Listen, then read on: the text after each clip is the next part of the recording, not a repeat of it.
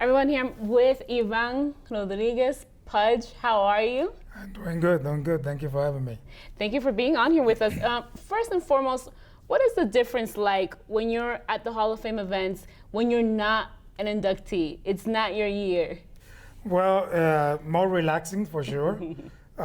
Play more golf and enjoy more time with all the Hall of Famers in the clubhouse. I mean, in the hotel, in the event, and it's fun. You know, just be able to receiving the new ones and sit down and congratulate them and the families and see Mariano, see Edgar and the family. It's always good, but it's always nice next year when you come and be relaxed so you can be able just to go sign autograph and play golf. And play golf. That's what most of the retired That's all players what we do here. Now, talking about the new players who have been inducted, Edgar being another Puerto Rican in the Hall of Fame. What can you tell me about that? Well, Edgar, well respected in the island of Puerto Rico. I respect him very much as a person, as a player, and what Edgar did on the field and off the field is tremendous. You know, it took him 10 years basically to be here in the Hall of Fame, but I'm very happy for him and his family to be part of this, you know, unique family that is a Hall of Fame, and very happy for him. You know, I got a chance to talk to him earlier on today, and he's very excited. He's a little nervous. He never been in situations like this. He told me, but I told him, look, just relax and talk with your heart on Sunday, and everything's gonna be fine. What does it mean for the people of Puerto Rico to have another Puerto Rican like Edgar be inducted? It's the fifth Puerto Rican in the Hall of Fame, and well, for us as a Puerto Rican, it's awesome. It's great. Just having five Hall of Famers from that small island in Puerto Rico that is only 100 by 35, and seeing, you know, being, you know, having five here in Cooperstown and in the place that is unique in baseball. This is everything baseball, and just having five here is amazing to me. You know, be part of that five guys, you know, feels incredible. I still don't believe that I'm here, and it's my third, fourth year that I've been in Cooperstown, and every time I come to Cooperstown, I feel like a kid. Who do you think is going to be the next Puerto Rican Hall of Famer? Well, it's a lot of good ones. Carlos Beltran is there, one of the best switch hitters in the game of baseball. I said probably Yadier Molina will be also, you know, if he stay healthy and play, you know, a few more years, I think he's probably going to be there. But I think those two for me are probably the closest that I think they're going to be. Juan Gonzalez, I mean, he's have some great years. Delgado, but who knows? I mean, that's what this, you know, family of Hall of Famers are so good, because we sometimes think about the players in the past and what they did, the numbers, the years that they put. So you never know if those guys might be in the future. But to me, you know, Beltran and Yadiel are pretty much the closest. And plus the young, you know, the young phenoms right now, like Lindor, Correa, all those guys. I think if those two kids stay healthy, they're also going to be here. And speaking about Yadier, he's someone that gets compared to you a lot as being, you know, two of the greatest catchers to come from Puerto Rico. What do you think he has done for the game of baseball? A lot. I mean, Yadier, very, you know, durable player, guy that do a lot of off the field and off the field with his foundation, and I think that is very important. I think a lot of people needs to know that just to be here in the Hall of Fame, you got to be a good baseball player and a good role model. But as far as what you do off the field, foundations, helping others outside of baseball is very important. And Jadiel is very good doing that through his foundation in San Luis and in Puerto Rico. So, great guy, a guy that plays the game hard, has a tremendous career so far in the game, and what he's doing off the field has been tremendous. I'll tell you this, just a little fun. We were interviewing Daddy Yankee at the celebrity softball game, and I had him be the general manager of a team. I told him if he had to pick who his starting catcher would be between you and Yadi, he's like, oh my God, why would you make me pick? And he's like, bueno, I mean, Ivan is a legend, but I'm going to have to go with Yadi. So he picked Yadi, así que when you see him. No, that's fine. I mean, if Daddy Yankee is watching me right now, I say he pick a good one. He pick a good one, but as long as he put me as a backup, that's fine. There's nothing better than to be a backup for somebody like Yadier Molina. Exactly. Now, talking about Mo, another Latino to be inducted into the Hall of Fame, arguably the best closer of all time to be inducted unanimously. What can you tell us about him?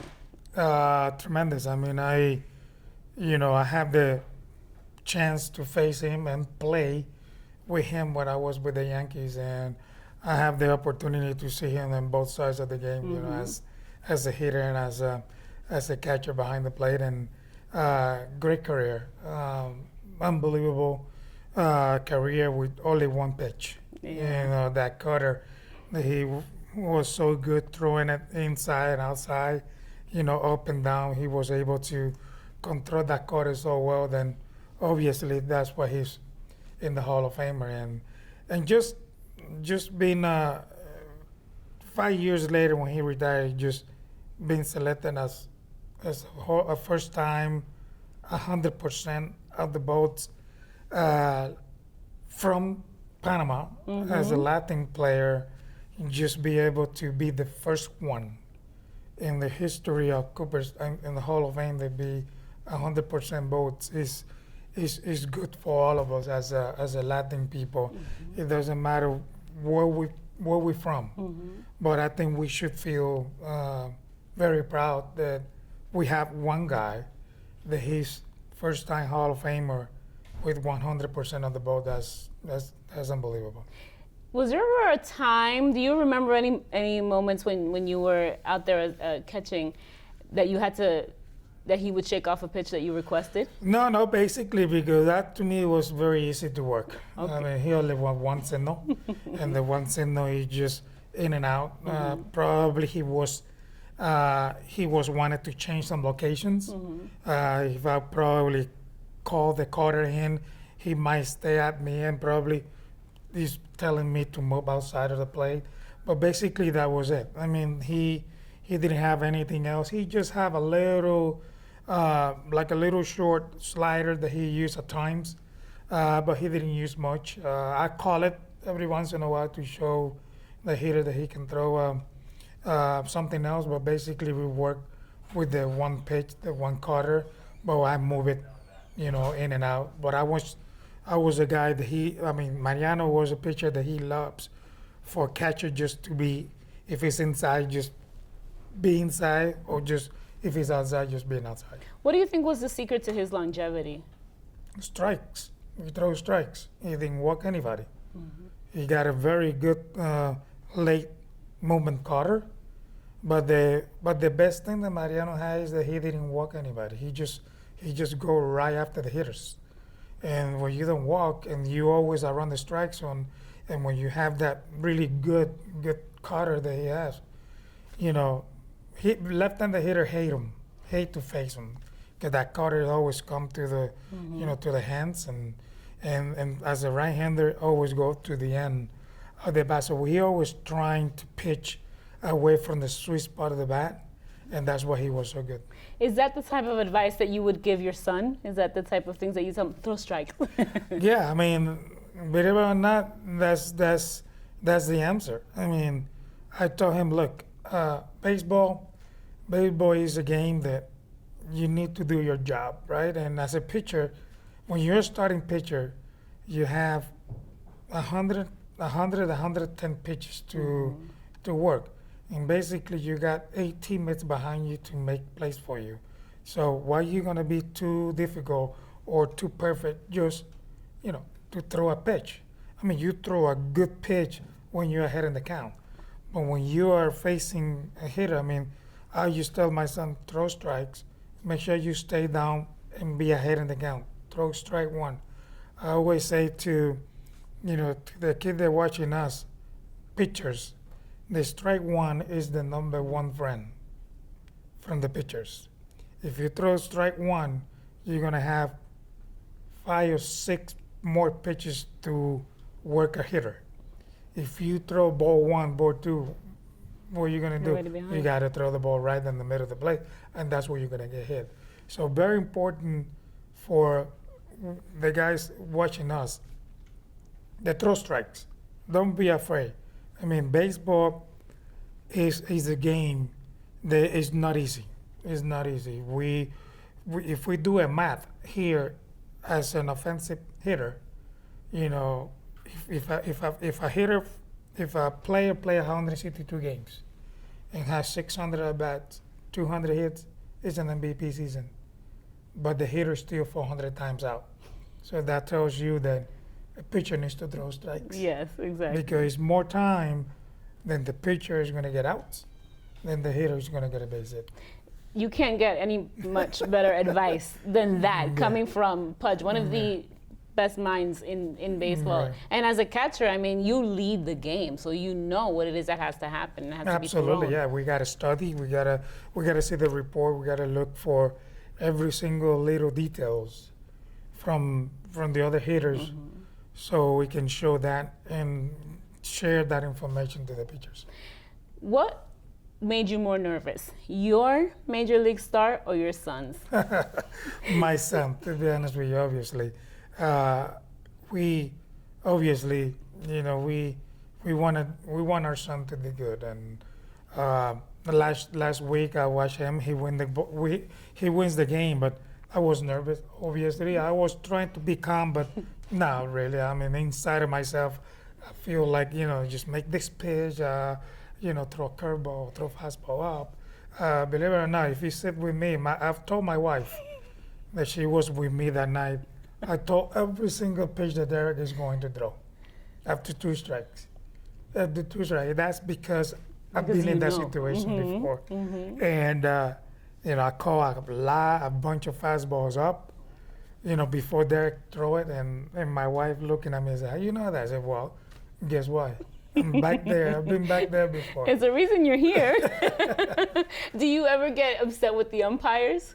I do. Obviously, we all humans, and we all want to do our job, and the heat of the game sometimes make you be that way. Yeah. But that doesn't mean that I'm that kind of person. It's just the heat of the game, and you want to win.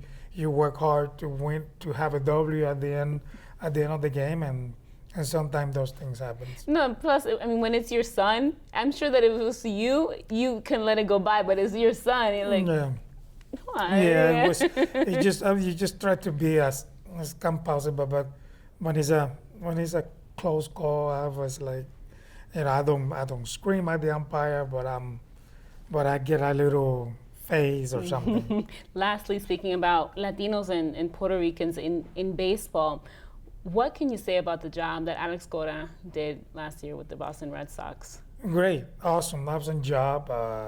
Now we have Charlie Montoyo also managed Blue Jays, and we have two managers from Puerto Rico, 2 Latin guys manage. We have a lot of Latin coaches in the major league, but as talking about those 2 and Alex Cora, great friend of mine, great job last year with the Red Sox, and he's coming back. I mean, now they started playing better baseball. Yeah. We know the Yankees are playing very good, and it's hard to play that way when you have the team that is leading, winning games.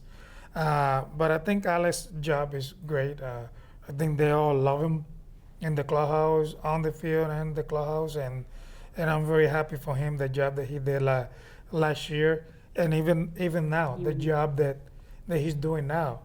Last year, he managed great. Everything came his way. He got a great team.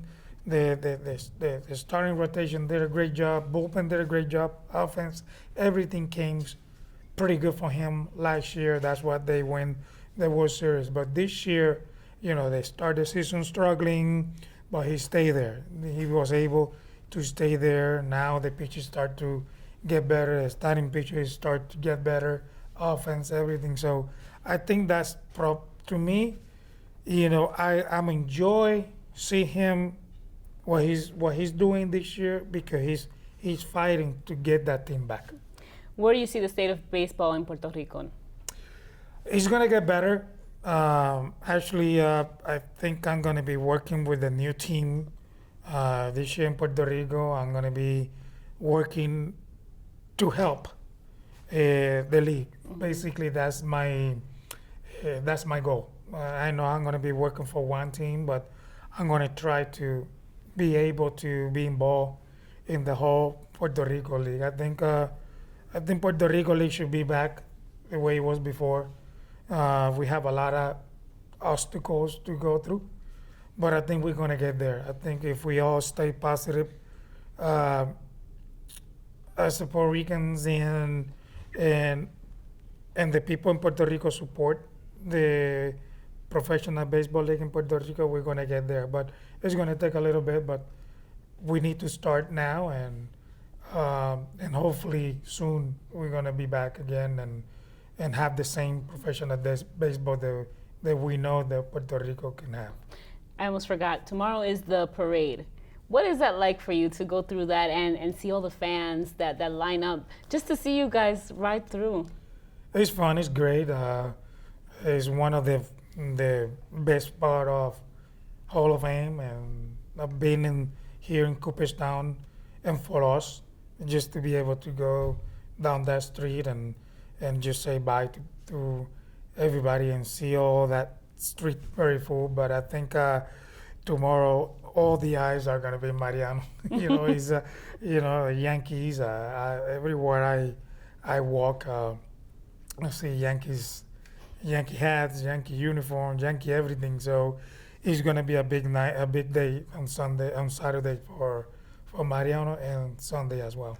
Bueno, Ivan, thank you very much. Thank you for having me. Thank you for being here with us, and good luck with what you're gonna do with Puerto Rico. We're gonna be excited to see what you do out there. Thank you. Thank you. If I could ask you some questions from here, no to the dream team, the great dream team that you were on, the '95 dream team.